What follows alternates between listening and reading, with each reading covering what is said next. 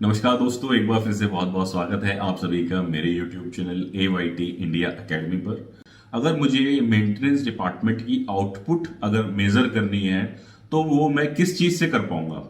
भाई जैसे प्रोडक्शन वाले हैं, प्रोडक्शन की आउटपुट होती है कि वो कितनी ओई निकाल रहे हैं, कितनी एफिशिएंसी पे काम कर रहे हैं, कितना प्रोडक्शन बना रहे हैं, कितना प्लान वजीर एक्चुअल अचीव कर रहे हैं। ये सारी क्या हो गई, प्रोडक्शन के आउटपुट के पैरामीटर्स हो गए या मेट्रिसेस हो गई। ऐसे ही हर डिपार्टमेंट के पैरामीटर्स होते हैं। तो इस वीडियो के अंदर हम जानेंगे कि डिफरेंट केपीआईज की परफॉर्मेंस इंडिकेटर्स मेंटेनेंस डिपार्टमेंट के क्या क्या हैं, जिनको अगर हम मेजर कर ले तो जो हमारी मेंटेनेंस टीम है उसकी एक्चुअल में आउटपुट या मेजरमेंट या एफिशिएंसी मेजर की जा सकती है। दोस्तों, सबसे पहला जो केपीआई है और सबसे बेसिक जो केपीआई है मेंटेनेंस डिपार्टमेंट का, वो है हमारा मंथली ब्रेकडाउन आवर्स। अब ये मंथली ब्रेकडाउन आवर्स है, ये कैसे कैलकुलेट होगा? इसमें सबसे सिंपल तरीका यही है कि जितने भी ब्रेकडाउन्स हैं उनको हमने क्या करना है, रिकॉर्ड करना है। ठीक है, और उसकी क्या करनी है, एक समरी शीट बनानी है। ठीक, समरी शीट किस में बना सकते हो आप? गूगल शीट में बना सकते हो या एक्सेल में भी बना सकते हो। इसका मैं आपको सारी शीट्स भी दिखाऊंगा, डैशबोर्ड्स भी दिखाऊंगा। एक एक करके हम सारी चीजें डिटेल में भी जानेंगे। जो मैं यहाँ पर सिर्फ आपको थ्योरी पढ़ाने के लिए नहीं आया हूँ। जैसे कुछ लोग वीडियोस बनाते हैं, सिर्फ थ्योरी थ्योरी पढ़ा दी, आपको कोई शीट नहीं दिखाई, कोई टेम्पलेट नहीं दिखाया, उसकी एक्सेल शीट नहीं दिखाई, कैलकुलेशन नहीं सिखाई, तो आप कैसे कैलकुलेट करोगे? तो हम यहाँ पर आपको पूरा जितने भी केपीआईज हैं उनकी एक्सेल शीट्स, उनके डैशबोर्ड्स, गूगल शीट्स, उनके गूगल फॉर्म्स, वो सारी चीजें भी, पूरा का पूरा सिस्टम भी यहाँ पर आपको हम दिखाएंगे। ये जो हम 10 जो केपीआईज हैं, 10 इंडिकेटर्स हैं जिनके बारे में हम बात कर रहे हैं। तो पहला है हमारा मंथली ब्रेकडाउन ट्रेंड, यानी कि हर महीने हमारी मशीनें कितनी घंटे बंद रही। ठीक है। दूसरा है हमारा नंबर ऑफ ब्रेकडाउन्स, कितनी बार किसी महीने में मेरे ब्रेकडाउन रहे। सपोज अगर ये मंथ का एक मैं ट्रेंड चार्ट बनाऊं, ये जैन, फेब, मार्च, अप्रैल, सपोज यहाँ पे 4 बार ब्रेकडाउन हुआ, यहाँ 5 बार हुआ, यहाँ 3 बार हुआ, यहाँ 2 बार हुआ, तो इनका जो सम है उठ के यहाँ आएगा ब्रेकडाउन आवर्स में, कि कोई 1 घंटे का ब्रेकडाउन रहा, कोई 2 घंटे का, कोई 10 घंटे का, कोई 5 घंटे का, वो जुड़ के हमारा कहाँ चला गया, ब्रेकडाउन आवर्स के अंदर। और कितनी बार रिपीट हो रहा है ब्रेकडाउन, वो हो गया हमारा नंबर ऑफ ब्रेकडाउन्स। इसके बाद जो तीसरा इंडिकेटर है वो हमारा क्या है, MTTR, यानी कि मीन टाइम टू रिपेयर। ठीक है। और अगला क्या है, मीन टाइम बिटवीन फेलियर, यानी कि MTBF। एक हो गया MTTR और एक हो गया MTBF। Mean time to repair का मतलब हुआ कि ऑन एन एवरेज अगर हम मीन निकालें तो एक ब्रेकडाउन को ठीक करने में हम कितना समय लेते हैं। ठीक है। और मीन टाइम बिटवीन फेलियर क्या हो गया, कि हर कितने घंटे के बाद कोई ब्रेकडाउन रिपीट हो जाता है। ठीक है। तो हमने ये 4 इंडिकेटर्स जान लिए। अब इसका एक एग्जांपल देखते हैं, इसकी एक कैलकुलेशन देखते हैं कि कैसे हम कैलकुलेट कर सकते हैं। तो सबसे पहले हम MTBF देखते हैं। MTBF आपको मैंने बताया कि भैया क्या है, ये मीन टाइम बिटवीन फेलियर, यानी कि हर कितनी देर के बाद ब्रेकडाउन रिपीट हो रहा है। तो इसका फॉर्मूला क्या है, सिंपल सा फॉर्मूला है इसका, कि एक ब्रेकडाउन मेरा कोई आया मान लीजिए, और दूसरा फिर कोई ब्रेकडाउन मेरा रिपीट होता है, तो उसके दौरान जो इतना मेरे को टाइम लग रहा है वो हो गया मेरा MTBF। फॉर्मूला क्या है इसका, ऑपरेटिंग टाइम या अप टाइम, अगर हम इसको बोलें up time divided by number of failures या ब्रेकडाउन्स। अप टाइम कैसे निकालोगे आप, कि जो आपका अवेलेबल टाइम है, ठीक है, माइनस में हम क्या कर देंगे, ब्रेकडाउन टाइम, कि जो हमारे पास अवेलेबल टाइम है। सपोज 1 घंटे की शिफ्ट में मेरे पास 10 घंटे हैं, उसमें से 1 घंटे मेरी मशीन बंद रही, तो मेरा ऑपरेटिंग टाइम कितना रहा, 9 घंटे। और उस दौरान अगर मेरा एक ब्रेकडाउन हुआ तो मेरा MTBF क्या निकलेगा, 9/1। ठीक है। अब जानते हैं MTTR, यानी कि मीन टाइम टू रिपेयर। इस पे मैं डिटेल वीडियो ऑलरेडी बनाई हुई है MTTR MTBF के ऊपर। उस कॉन्सेप्ट को आपको समझना है तो वहां जाकर के और डिटेल में चीजें समझ सकते हो आप। मीन टाइम टू रिपेयर का मतलब क्या हुआ, कि ऑन एन एवरेज एक ब्रेकडाउन को ठीक करने में हमारा कितना समय लग रहा है। MTBF जो है उसका टारगेट हमारा क्या होना चाहिए, उसका टारगेट होना चाहिए मेरा अप जाने का, कि जितने देर के बाद ब्रेकडाउन होगा उतना बेहतर है ना, तो इसलिए इसका टारगेट क्या होता है, हमेशा अपवर्ड्स ज्यादा होना चाहिए। और जो MTTR है इसका क्या है कि भैया कितनी जल्दी मैं मशीन को ठीक कर दे रहा हूं, यानी कि फॉर्मूला क्या हुआ इसका, total down time divided by number of failures या ब्रेकडाउन्स। तो हमारा जो अभी हमने पीछे एग्जांपल लिया था उसमें टोटल डाउन टाइम कितना था, 1 घंटे, नंबर ऑफ फेलियर कितना हुआ 1, तो कितना मीन टाइम टू रिपेयर निकल के आया 1 आवर, यानी कि हर 1 घंटे में मैं ठीक कर देता हूं। लेकिन हम जो MTTR है और MTBF है जनरली इसको मंथली बेसिस पे कैलकुलेट करते हैं, ठीक है। इसको आप मंथ वाइज भी निकाल सकते हो, इसको आप मशीन वाइज भी निकाल सकते हो, भाई किस मशीन में कितना आ रहा है। इसको आप डिपार्टमेंट वाइज भी निकाल सकते हो कि भैया किस डिपार्टमेंट में मेरा ज्यादा MTTR आ रहा है या ज्यादा MTBF आ रहा है। कैलकुलेशन मैंने आपको समझा दी, ठीक है। अब हम देखेंगे इसका एक एग्जाम्पल। सपोज मेरी एक प्रोडक्शन यूनिट चलती है जिसमें 10 घंटे की शिफ्ट है, ठीक है। अब कुछ लोग इसमें भी ज्ञान फैल देते हैं जी 10 घंटे की शिफ्ट नहीं होती सर, 8 घंटे की होती है। एग्जाम्पल के लिए समझाया है, 8 घंटे की शिफ्ट होती है। तो 10 घंटे की शिफ्ट ली मैंने, ठीक है, उसमें मेरे 2 ब्रेकडाउन हुए। 2 ब्रेकडाउन कितने, 1 घंटे के हुए, 33 मिनट के 2 हुए, ठीक है। अब वो कितने से कितने हुए वो हमने, मान लो हमारी जो ब्रेकडाउन रजिस्टर है उसके अंदर रिकॉर्ड है, हमने यहाँ पे निकाल रहे हैं, हम 1 दिन का निकाल रहे हैं। इसी तरीके से हमें निकालना है तो वो मंथली निकलेगा, इसी तरीके से अगर हमें ईयरली निकालना है वो भी ऐसे निकलेगा। फॉर्मूला बिल्कुल एकदम सेम रहेगा, ठीक है। तो सबसे पहले हमने अप टाइम निकाला। अप टाइम के लिए मैंने क्या फॉर्मूला बताया था आपको कि जो हमारे पास अवेलेबल टाइम है उसमें से हमारा ब्रेकडाउन टाइम घटा देंगे। अवेलेबल टाइम कितना है 10 घंटे, उसमें से हमने डाउन टाइम घटा दिया तो कितना बचा 9 घंटे। नंबर ऑफ ब्रेकडाउन कितने हुए हमारे 2, ठीक है। अब निकालते हैं MTTR और MTBF। फॉर्मूला क्या बताया था MTBF का, up time divided by number of failures. Up time कितना है अपना 9 घंटे, नंबर ऑफ फेलियर कितने हुए 2, तो MTBF कितना हुआ 4.5, यानी कि हर 4.5 घंटे बाद मेरी मशीन ब्रेक डाउन हो गई, ठीक है। और MTR का क्या हुआ कि भैया टोटल 1 घंटे का ब्रेकडाउन हुआ और टोटल ब्रेकडाउन कितने हुए 2 ब्रेकडाउन हुए, यानी कि total down time divided by number of failures या नंबर ऑफ ब्रेकडाउन्स, ठीक है। तो कितना निकल करके आया 0.5 आवर्स, यानी कि मैंने आधे घंटे में मशीन को ठीक कर दिया, ठीक है।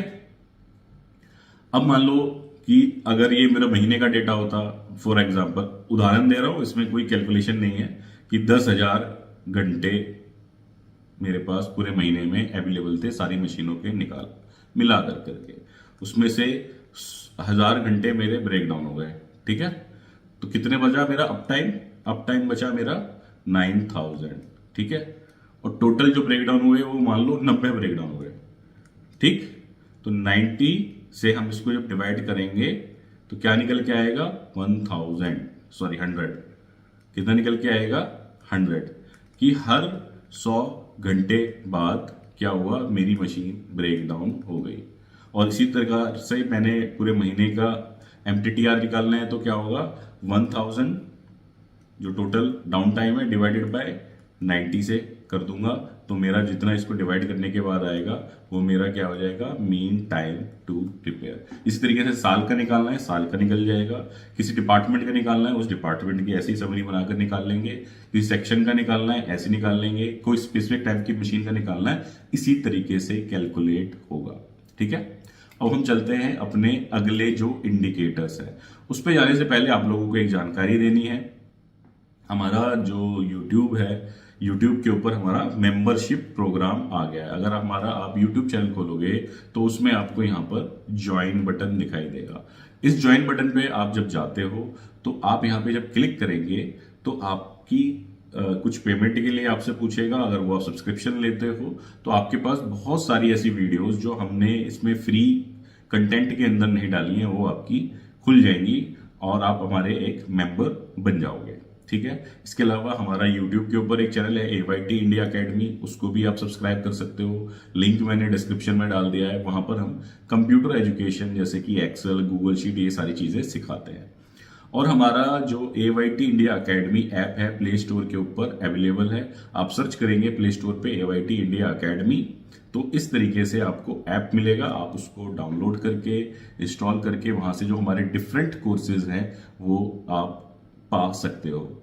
और साथ ही साथ आप लोगों को एक जानकारी और देनी है, जो हमारे कोर्स यहां से लेंगे इस ऐप के थ्रू, ठीक है, उसके लिए हमने डिफरेंट, जो आपको स्क्रीन पे दिखाई दे रहे हैं लेफ्ट साइड में, डिफरेंट ग्रुप्स बना दिए हैं हमने, मेंटेनेंस का, प्रोडक्शन का, HR का, क्वालिटी का। उसमें क्या है, हमारे पास कुछ वैकेंसीज आती रहती है। मैं इतने सारे क्लाइंट्स के पास जाता हूँ, वहां से वो डिमांड करते रहते हैं, सर हमें प्रोडक्शन का बंदा दे दो, हमें क्वालिटी का बंदा दे दो।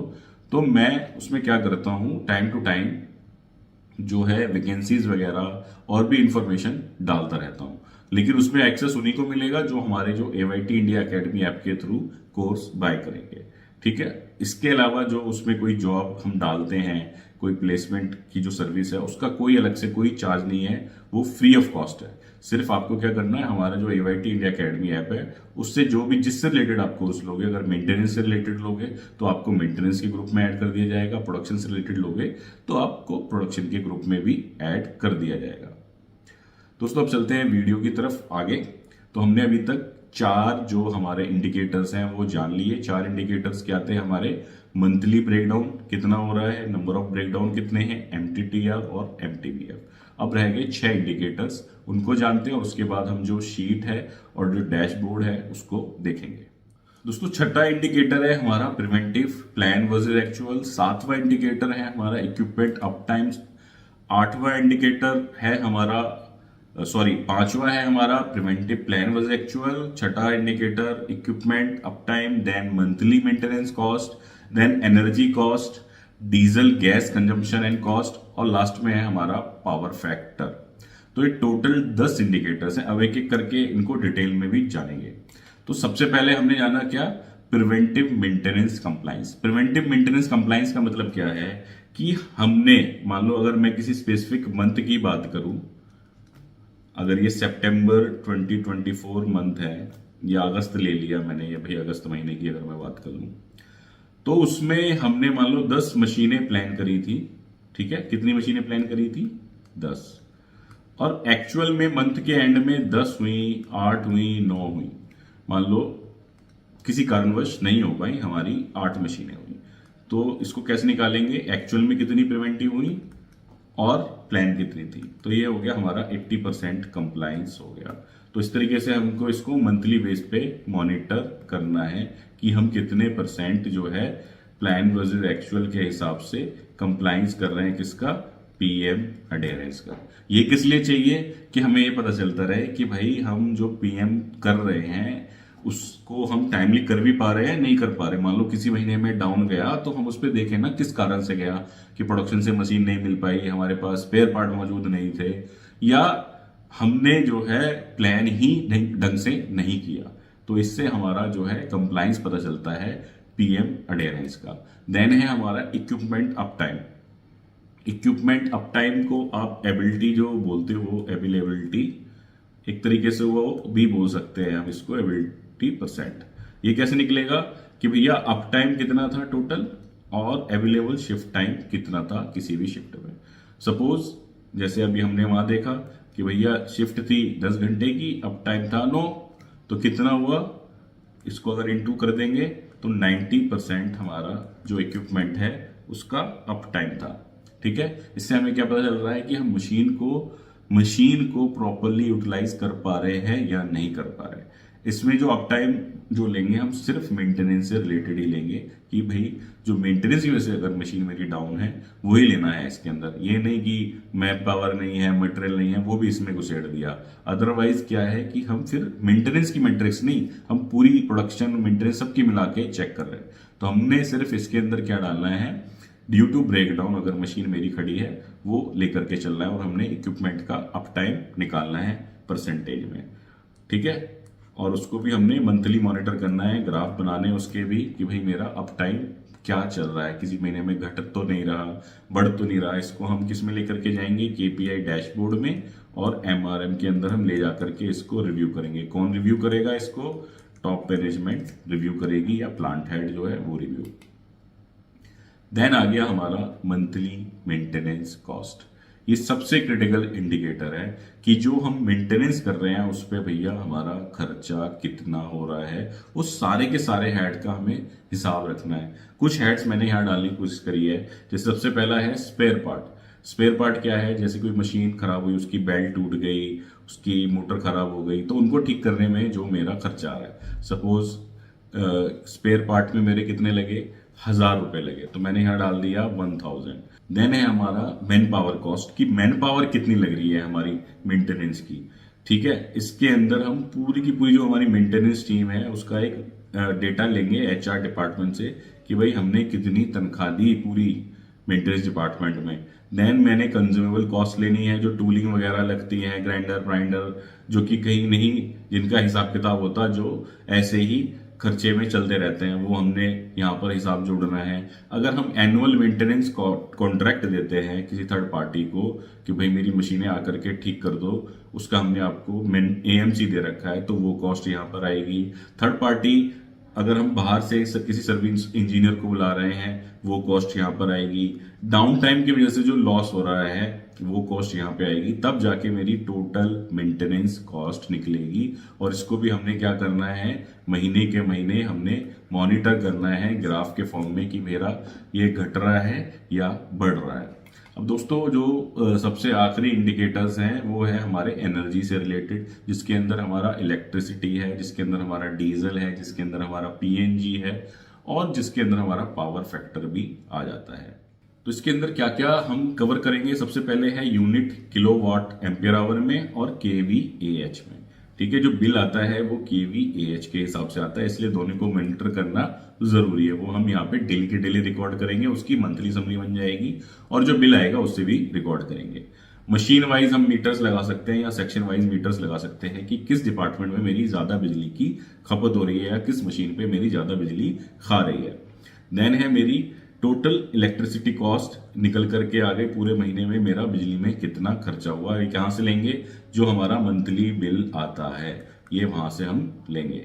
ठीक है, उसके बाद आता है मेरा डीजल और गैस। अगर मेरे यहाँ पीएनजी लगी है या मैं कुछ अपना क्या बोलते हैं जनरेटर है मेरे यहाँ पर जिसके अंदर डीजल डलता है, तो उसका भी हमने यहाँ पे ब्यौरा रखना है, और उससे हमने टोटल कॉस्ट निकालनी है कि मेरी कितनी बिजली खप रही है, टोटल कितना एनर्जी में मेरा पैसा जा रहा है। और किसी प्रकार का एनर्जी सोर्स आप यूज कर रहे हो, मान लो लकड़ी यूज कर रहे हो, कहीं पर किसी बॉयलर वगैरह में कोल यूज कर रहे हो, वो सारी चीजें भी यहाँ पर आएंगी और उनको हमने प्रॉपरली रिकॉर्ड करना है।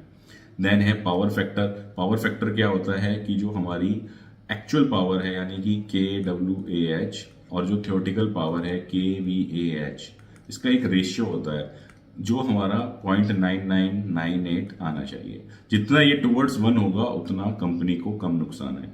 मैं कहीं कहीं देखता हूँ पावर फैक्टर 7.5 आ रहा है। अब तो थोड़ी सरकार ने सख्ती कर दी है तो लोग इसमें कैपेसिटर बैंक वगैरह या पैनल वगैरह लगा लेते हैं। तो 75 से ये नहीं है सरकार का नुकसान हो रहा है, आपका नुकसान हो रहा है, क्योंकि आपको 25% एक्स्ट्रा बिल पे करना पड़ता है। बिल हमेशा जो आएगा वो KVAH के हिसाब से आता है। ठीक है, तो इसलिए आपको पावर फैक्टर मेंटेन करना है। पावर फैक्टर जितना नियरेस्ट टू 1 होगा उतना बेहतर है, अदरवाइज आप पे पेनल्टी लगती रहेगी। तो ये सारे इंडिकेटर्स हैं जो आपने मॉनिटर करने हैं, रिकॉर्ड करने हैं। अब हमने क्या करा हुआ है, इसके बहुत सारे शीट्स वगैरह, डैशबोर्ड वगैरह बना रखे हैं जिसपे हमने कुछ कोर्सेज भी क्रिएट किए हुए हैं। तो वही हम यहाँ पर अभी देखेंगे, आपको समझाएंगे कि भाई ये आप भी ऐसे करना चाहो तो इसको मॉनिटर कर सकते हो। अभी जैसे आपकी स्क्रीन के ऊपर ये मेंटेनेंस डैशबोर्ड की पूरी फाइल आ गई। ठीक है, इसमें हमने क्या किया हुआ है, सबसे पहले हमने एक फॉर्म बना रखा है, ठीक, जिसमें कोई भी ब्रेकडाउन हो आप यहाँ पर रिकॉर्ड कर सकते हो। हमने क्या मतलब आपकी स्क्रीन पे खुला हुआ है, आपको बनाना है, आप भी बना लो कि भाई जिसके अंदर डेट है, मशीन का नाम है, नंबर है, देन टाइप ऑफ ब्रेकडाउन की यहाँ पर प्रिवेंटिव मेंटेनेंस की हमने इलेक्ट्रिकल ब्रेकडाउन था, मैकेनिकल था, प्रोडक्टिव था, हाइड्रोलिक था, देन किस समय और किस डेट को ब्रेकडाउन मेरा स्टार्ट हुआ, क्या प्रॉब्लम मिली, किसने प्रॉब्लम रिपोर्ट करी, उसका रूट कॉज क्या था, उस पर एक्शन क्या लिया, कोई स्पेयर पार्ट आपने उसमें लगाया क्या, स्पेयर पार्ट अगर लगाया तो उसकी कॉस्ट क्या थी, ब्रेकडाउन किस समय और किस तारीख को खत्म हुआ। देन यहाँ पर हमने अपलोड करनी है ब्रेकडाउन की स्लिप या कोई थर्ड पार्टी से हमने काम कराया था उसकी रिपोर्ट, ताकि आप वेरीफाई कर सको कि एक्चुअल में बिल आ रहे हैं थर्ड पार्टी के या फर्जी बिल आ रहे हैं। ये सारी बहुत दिक्कतें होती है कंपनियों के अंदर, जो धीरे धीरे कंपनी को बर्बाद कर देती हैं। देन मेंटेनेंस किसने करी, और यहाँ पे हमने इसको बटन दबाया सबमिट। सबमिट दबाते ही हमारा जो डेटा है उठ करके यहाँ हमारे ऑटोमेटिक ब्रेकडाउन रजिस्टर में आ गया। ठीक है, जैसे ही ब्रेकडाउन रजिस्टर में आया, यहाँ आ गया कि भैया इतनी तारीख को इस मशीन पे ये प्रॉब्लम आई, इतने बजे प्रॉब्लम आई, इसमें ये काम हुआ, ये हमने यहाँ पर उसकी स्लिप लगा दी, इसने रिपेयर की, और यहाँ टाइम निकल के आ गया कि 9.5 घंटे इसमें टोटल टाइम लगा। ठीक है, इसी के बेस पे हमारा क्या होता है, मशीन हिस्ट्री कार्ड क्रिएट हो जाता है कि भैया 5 नंबर में अगर कोई हमें देखना है तो 5 नंबर यहाँ से सिलेक्ट किया। ठीक है, अगर हमको देखना है 6 नंबर में क्या क्या प्रॉब्लम आई, कब कब प्रॉब्लम आई, तो ये पूरा आ गया। अभी 6 नंबर जो है इसमें की है, इस कैपेसिटी की है, प्रेस शॉप में है, इंस्टॉलेशन ईयर ये है, स्टेटस ये है, और यहाँ पे टोटल अपने आप ब्रेकडाउन रजिस्टर मेरा बन करके तैयार हो गया। फिर दोस्तों क्या है, इसी से हमने एक डैशबोर्ड भी क्रिएट कर दिया, क्योंकि जो आपको ये केपीआई मॉनिटर करने हैं, जो मैं आपसे बात कर रहा था कि monitoring is the difficult part और चैलेंजिंग पार्ट, मॉनिटरिंग कोई नहीं कर पाता, उसी के लिए डैशबोर्ड वगैरह ये सारी चीजें काम आती हैं। सिर्फ बंदे का क्या काम है, मेंटेनेंस वाले का, उसने सिर्फ ये एक फॉर्म भरना है। ठीक है, उसके बेस पे डैशबोर्ड अपने आप बन गया, ब्रेकडाउन रजिस्टर अपने आप बन गया, और यहाँ पर डेटा आ गया। अब मेरे को अगर देखना है जनवरी से लेकर अभी तक मेरा क्या क्या प्रॉब्लम्स आई हैं, तो मैं यहाँ सीधा जाऊंगा, डेट सेलेक्ट करूंगा 1 जनवरी से लेकर 7 सितंबर। ठीक है, तो इसने क्या किया, यहाँ पर पूरा मेरा ब्यौरा बना दिया। ठीक है, ब्यौरा क्या बना दिया कि कौन सी मशीन में सबसे ज्यादा ब्रेकडाउन हुआ, टॉप पे आ गई, कितनी बार ब्रेकडाउन हुआ, उसका एमटीटीआर निकाल दिया कि इस मशीन में टोटल 21 घंटे लगते हैं एक ब्रेकडाउन को ठीक होने में। यहाँ टोटल निकाला हुआ है कि अभी तक का जो एमटीटीआर चल रहा है मेरा 11 घंटे चल रहा है, ऑन एन एवरेज में 11 घंटे ले रहा हूँ ब्रेकडाउन को ठीक करने में। ठीक है, यहाँ मेरी मंथली मेंटेनेंस कॉस्ट आ गई, जो हमने अभी केपीआई देखे थे। यहाँ ब्रेकडाउन आ गए मंथली, यहाँ पर हमारे नंबर ऑफ ब्रेकडाउन आ रहे हैं। ठीक है, और नीचे क्या हुआ, मेरे टॉप जो मशीन्स हैं उनके ब्रेकडाउन्स वगैरह आ गए। ऐसे इसमें मंथली ग्राफ्स और भी ऐड किए जा सकते हैं, मशीन वाइज ग्राफ्स और ऐड किए जा सकते हैं, या मंथली समरी आ रही है। अब मान लो मेरे को किसी एक स्पेसिफिक मशीन का डेटा देखना है, तो मैंने यहाँ सिलेक्ट किया मशीन नंबर 6, तो अब ये डेटा सारा मशीन नंबर 6 के हिसाब से हो गया कि फरवरी में इसमें 2,500 रुपये लगे, यहाँ 3,000 लगे, यहाँ 1,550 लगे, टोटल 35 घंटे 0.5 का ब्रेकडाउन रहा है, 3 बार ब्रेकडाउन आए हैं, टोटल ब्रेकडाउन आवर्स इतने इतने लगे हैं, ये प्रॉब्लम्स आई है, प्रॉब्लम भी आ गई। ठीक है, और टोटल एमटीटीआर इस पे 11.8 घंटे है। ठीक, ऐसे ही अगर मेरे को देखना हो कि भैया किस तरीके के ब्रेकडाउन में ज्यादा आ रहे हैं, तो यहाँ पे सर्कल आपको बना हुआ दिख रहा है कि भैया जो सबसे बड़ा सर्कल है वो है मेरा इलेक्ट्रिकल। इस पे क्लिक करोगे इलेक्ट्रिकल पे, तो यहाँ दिखा देगा कि 3 मशीनें हैं जिनमें इलेक्ट्रिकल ब्रेकडाउन आए हैं, टोटल 5 ब्रेकडाउन आए हैं, एमटीटीआर 15.1 है, टोटल ब्रेकडाउन आवर 75.7 है। ठीक है, मेंटेनेंस कॉस्ट इनमें इतनी इतनी लगी, डिटेल्स ये आ गई। ठीक, तो इस तरीके से हमने पूरा का पूरा ऑटोमेट कर दिया आपका ब्रेकडाउन का सिस्टम, मशीन मेंटेनेंस का सिस्टम। इसके रिमाइंडर्स भी आते हैं, इसके मेल्स भी आते हैं डेली कि भाई कल के ब्रेकडाउन्स ये रहे। ठीक, अब हम बात करते हैं एनर्जी की। तो एनर्जी के लिए भी हमने सेम पैटर्न पे रिकॉर्डिंग का मेथड बना रखा है कि आपने अगर एनर्जी का डेटा रिकॉर्ड करना है, यहां से आपने डेट सिलेक्ट करी कैलेंडर से, नेक्स्ट में गए, यहाँ पे आपने रीडिंग डाली, time of reading, reading KWH, KVH, PF, DG, set running hours, meter reading, diesel consume, ये आपने डालना है, सबमिट करना है, और ये हमारा डेटा उठ करके कहाँ आ जाएगा, ये हमारा डेटा उठ के इस शीट के अंदर प्रॉपरली पहुंच जाएगा। भाई यहाँ दिखा देगा कि भाई ये वाला जो मेरा डेटा है 2 तारीख को इतने बजे मैंने रीडिंग ली, इतने मेरे KWH की रीडिंग थी, इतनी मेरी KVH की रीडिंग थी, पावर फैक्टर इतना था, DG सेट इतना चला, उसकी रीडिंग इतनी आई, कंज्यूम डीजल इतना हुआ, डीजल बैलेंस इतना है, PNG की रीडिंग इतनी है। तो पूरा का पूरा जो बही खाता है एक फॉर्म भरने से आपके हाथ में आ गया। अब वो जमाना गया कि बाबूजी रजिस्टर भर रहे हैं, ठीक है, और फिर उसको कोई एंट्री कर रहा है, करी नहीं करी, नहीं तो किसी ने डेटा मांगा तो पलटने लग गए। अब लाइव ऑनलाइन का जमाना है, फॉर्म भरो, गूगल फॉर्म भरो, शीट के अंदर एंट्री करो और डेटा लेते रहो। अदरवाइज क्या है, आप परेशान ही रहोगे, ऑडिटों में फर्जी काम करोगे, ऑडिटों में आपके पास डेटा ही नहीं होगा, अपने लिए भी डेटा नहीं होगा एनालाइज करने के लिए, भाई किस दिन मेरी बिजली ज़्यादा लग गई, कौन सी मेरी मशीन ज़्यादा बिजली खा रही है, कहाँ मेरा जो बिजली का खर्चा ज़्यादा हो रहा है, वो सारी चीज़ें आप मॉनिटर नहीं कर पाओगे, आप मैनुअली रिकॉर्ड करते रहोगे। ठीक है, तो इसमें हमारे 5-7 इंडिकेटर्स कवर हो गए। अब मैं आपको दिखाता हूं एक और केपीआई शीट जिसके अंदर हम इलेक्ट्रिसिटी मंथली रिकॉर्ड कर रहे हैं। तो जैसे आपके यहाँ दिख रहा है इलेक्ट्रिसिटी कंजम्पशन मंथली आ रहा है KWH में, KVH में, मंथ वाइज क्या टारगेट है, कितना एक्चुअल में बिजली लग रही है मेरी, ठीक है, electricity with respect to sale कितनी लग रही है, सोलर एनर्जी कितनी जनरेट हो रही है, ठीक है, यूनिट कितनी जनरेट हो रही है, पीएनजी मेरी कितनी लग रही है, विद रिस्पेक्ट टू मेरी पीएनजी कितनी लग रही है। और जो हमने स्टार्टिंग में देखा कि भैया प्रिवेंटिव प्लान वर्सेस एक्चुअल कितना चल रहा है, 100% चल रहा है इस महीने, इसमें इतना गया, मीन टाइम बिटवीन फेलियर इतना रहा, एमटीटीआर इतना रहा, मेरा नंबर ऑफ ब्रेकडाउन इतने रहे, और टोटल ब्रेकडाउन आवर्स मेरे इतने रहे। तो इस तरीके से आप जो है केपीआईज को मॉनिटर कर सकते हो, मेजर कर सकते हो, और उससे आप डेटा को एनालाइज कर सकते हो। दोस्तों, अगर डेटा आपके पास आज की डेट में सॉफ्ट के अंदर नहीं है, चाहे वो एक्सेल हो या गूगल शीट हो या कोई सॉफ्टवेयर हो, तो उस डेटा का होना ना होना एकदम बेकार है, वो कागज काले करना ही है। क्योंकि अब किसी के पास इतना समय नहीं है, ना इतना दिमाग है कि पन्ने पलटते रहे। इसलिए जमाना आ चुका है कि आप लाइव रिकॉर्ड करो और डेटा को पंच कर दो।